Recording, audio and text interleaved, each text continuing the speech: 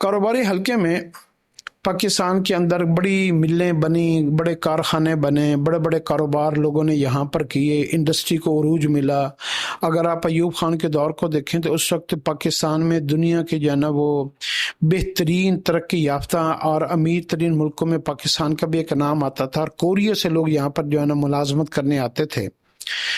तो मैंने अपनी ज़िंदगी में पता नहीं कितने कारोबारी लोगों से मिला जिनके ऊपर बड़ा उरूज था, फिर वो जवाल आ गया। बड़ी बड़ी मिलें थीं, फिर वो मिलें नीलाम हो गई। बड़े बड़े जो है ना वो उनके पास इंपोर्ट एक्सपोर्ट के और इंडस्ट्री के और मैन्युफैक्चरिंग के सेटअप थे, लेकिन फिर वो जो है ना बाद में देखा कि वो कहीं पे मुलाजमतें कर रहे हैं। बल्कि मैंने एक बंदे को तो ऐसी, कम से कम मैंने कई लोगों को देखा, लेकिन एक मैं मिसाल आपके सामने कोट करता हूँ। एक साहब को मैंने देखा, उनके यहाँ मैं माल प्रिंट करवाया करता था यहाँ लारी अड्डे के पास। तो उनको जो है ना इतना उनका उरूज था, इतना कारोबार था। फिर कोई 15 साल बाद या 20 साल बाद मैं उनको मिला, तो मैं यहाँ बाबर चौक में मैंने गाड़ी में देखा तो एक दाढ़ी वाला बुजुर्ग कमज़ोर सा वो खड़ा हुआ। तो मेरी अक्सर आदत थी कि कोई ऐसा बुजुर्ग खड़ा हो तो मैं उसको लिफ्ट दे दूं, या मैंने उसको बिठाया तो मुझे पता चला कि ये तो फलां मिल का मालिक था किसी ज़माने में, और मैं उसको जानता भी था। फिर मैंने उसको पहचान भी लिया, और उसके ने बताया कि मेरे साथ ये हुआ, मेरी मिल ख़त्म हो गई।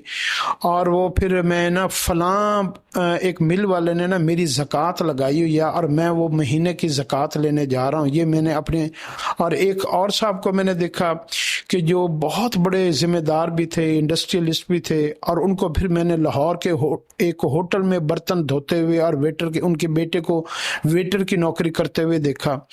तो ऐसी उरूज ज़वाल की दास्तानें अपनी ज़िंदगी में देखने में भी आते हैं। अल्लाह पाक आफियत वाला उरूज दे, और उरूज के बाद अल्लाह पाक ज़वाल से अपनी पनाह में रखे। तो मैंने इन उरूज और ज़वाल की दास्तानों में जब उसकी गहराई में गया ना, उसकी बुनियाद को देखा कि ये उरूज के बाद ज़वाल क्यों आता है, इसकी असल वजह क्या है। तो उसके अंदर मेरे साथ भी ये बीती, और मैंने अपने भी देखा कि एक वक्त था मेरे पास 10,000 के करीब जो है ना वो लोग जो है ना मेरे पास, मेरा एक्सपोर्ट का बिजनेस है उसमें काम करते थे।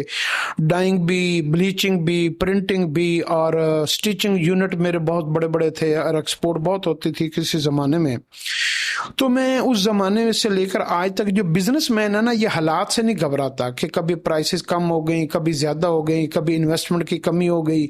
इसको पैसों की अरेंजमेंट करना भी आता है, इसको पॉलिसियों को चेंज करना भी आता है, इसको बिजनेस को रन करना भी आता है, इसको सेल भी आती है, इसको परचेज भी आती है। अल्लाह ने इसको बड़ी खूबियों से बिजनेसमैन को नवाजा होता है, और तिजारत को चूँकि अल्लाह पाक ने पसंद फरमाया है, तो इसलिए ताजिर की अल्लाह रब्बुल इज़्ज़त हमेशा मदद भी करते हैं।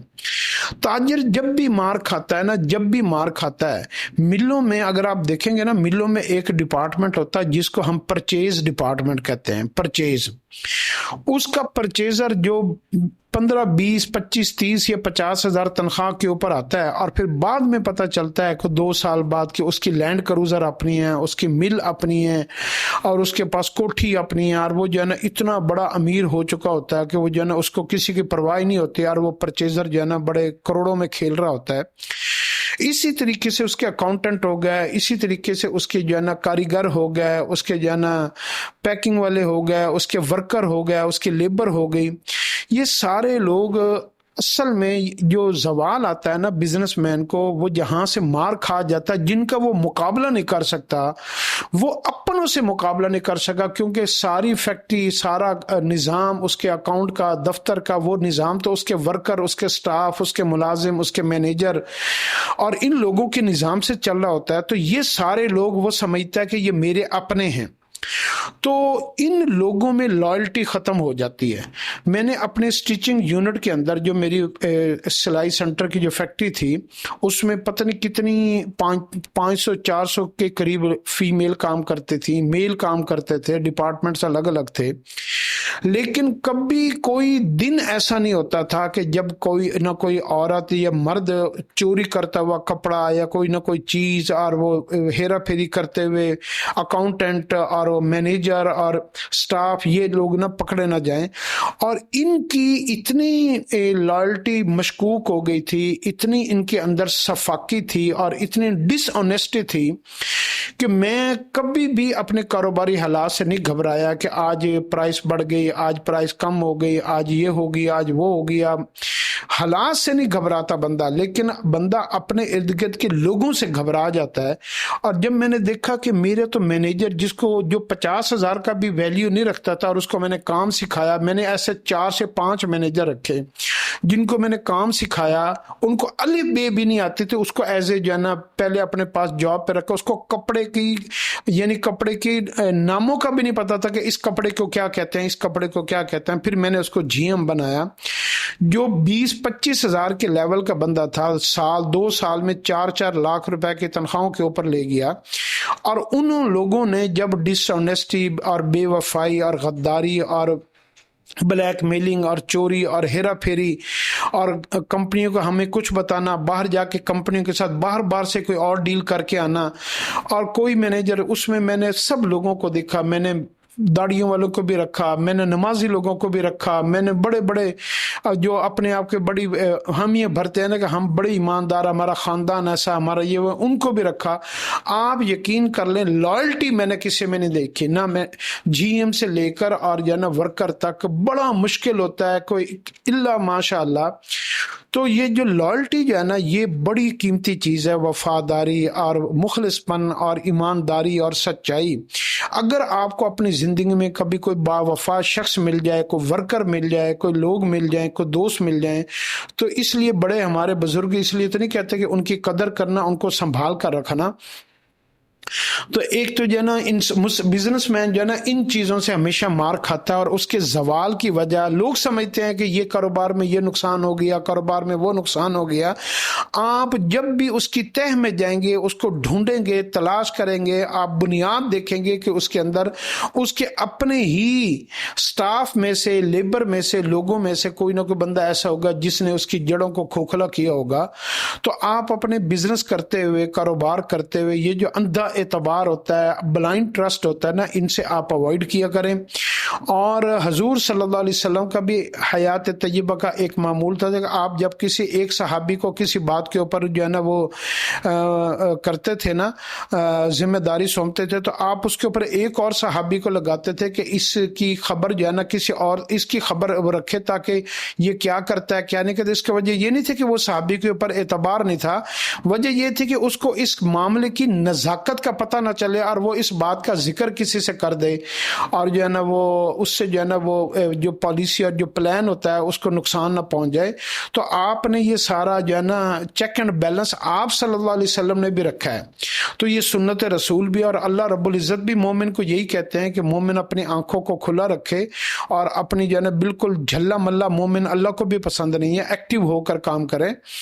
तो अपने इर्द गिर्द नजर रखें, अपने दफ्तर में नजर रखें, लेकिन इसका मतलब ये नहीं है कि आप हर एक के ऊपर शक करना शुरू कर दें। चेक एंड बैलेंस जरूर रखें।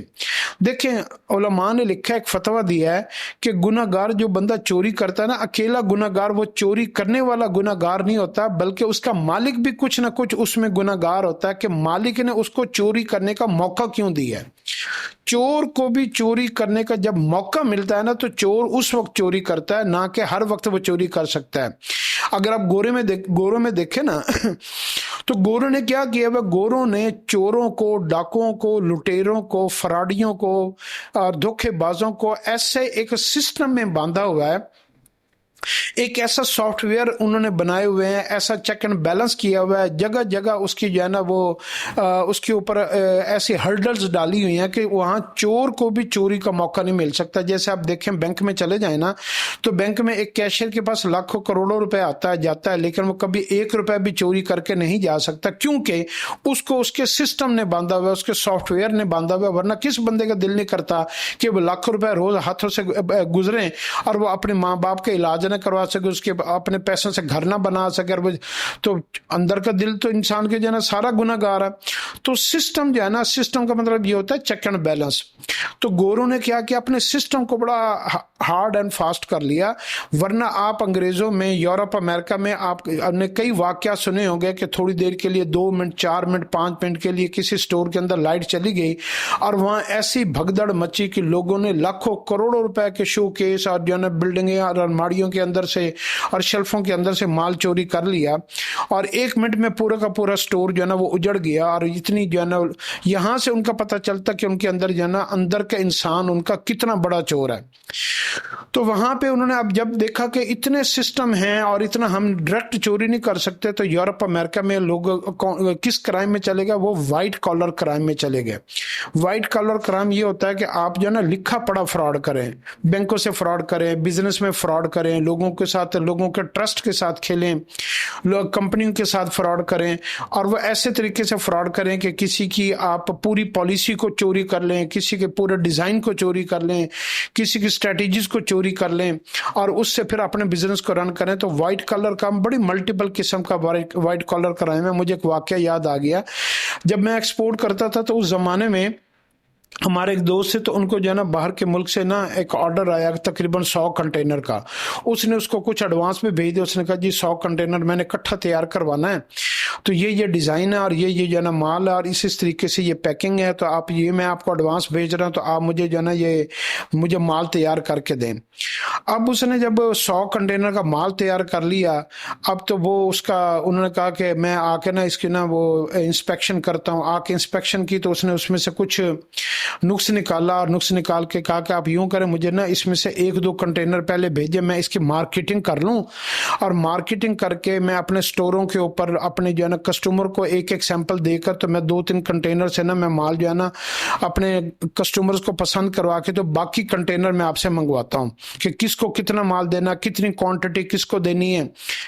तो उसने ये कहकर जो है ना, उसने आके प्रैक्टिकली फिजिकली अपनी आंखों से चेक कर लिया कि 100 के 100 कंटेनर तैयार हो गए। अब कोई भी माल तैयार होने वाला बाकी नहीं है।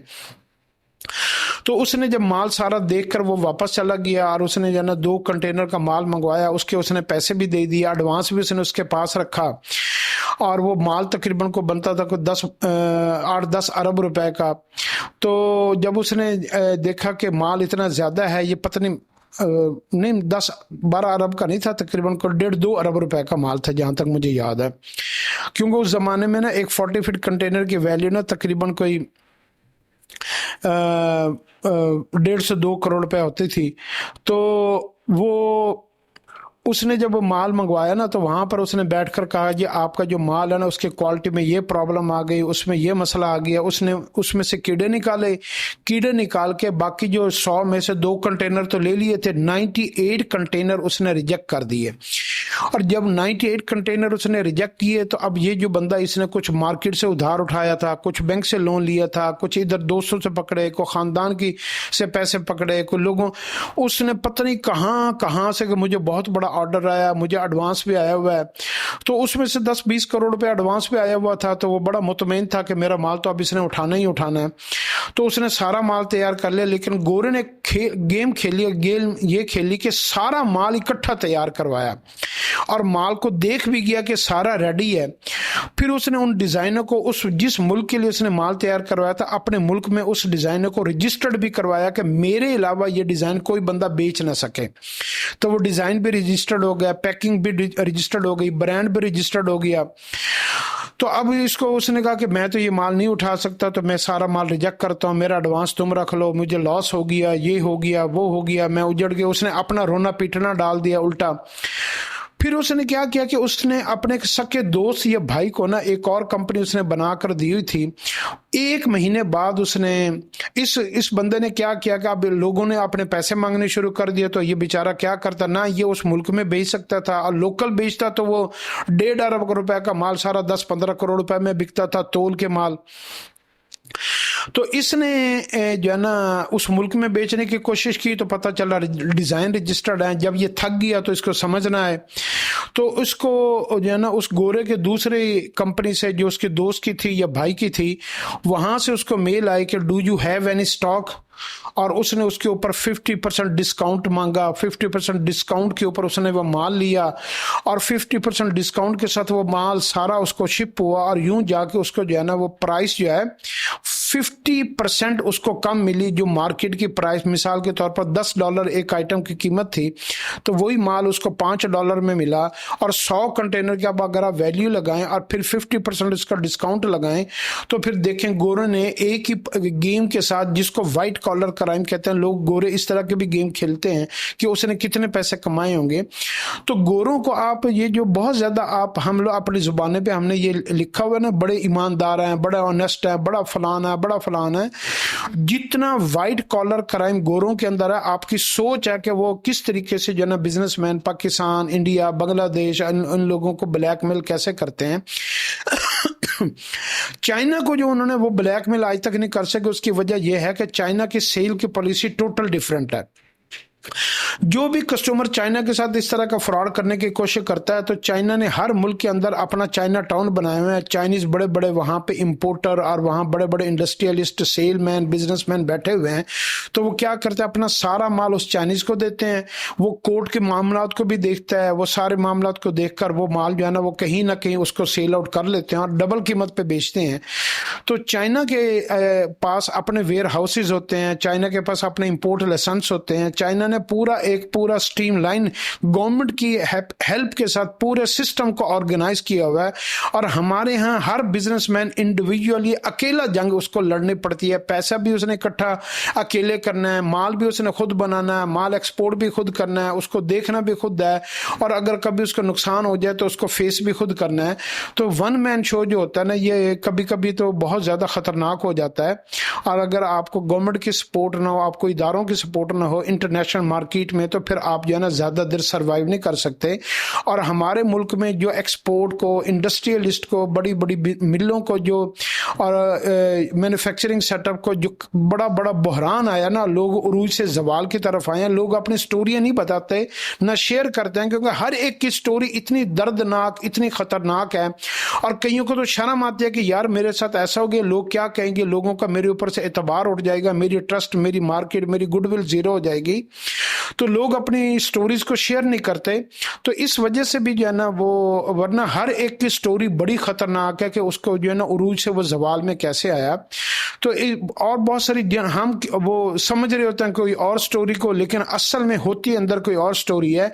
हमारी अपनी जिंदगी में भी ऐसे ही चल रहा है कि हम अब लोगों को बताते कुछ और है, नहीं मेरी तबीयत ठीक नहीं है, नहीं मेरे सर में दर्द है, हालांकि हमारे अंदर जंग कोई और चल रही होती है। तो ये अंदर की बात कुछ और होती है, बाहर की बात कुछ और होती है।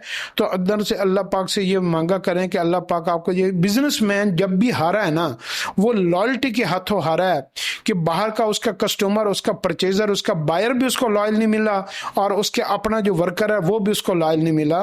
तो लॉयल्टी एक बहुत बड़ी नेमत है। अल्लाह से हमेशा वफादारी मांगा करें, वर्करों में भी, फैमिली में भी, खानदान में। अल्लाह पाक हमें जो है ना इसकी समझ अता फरमाए।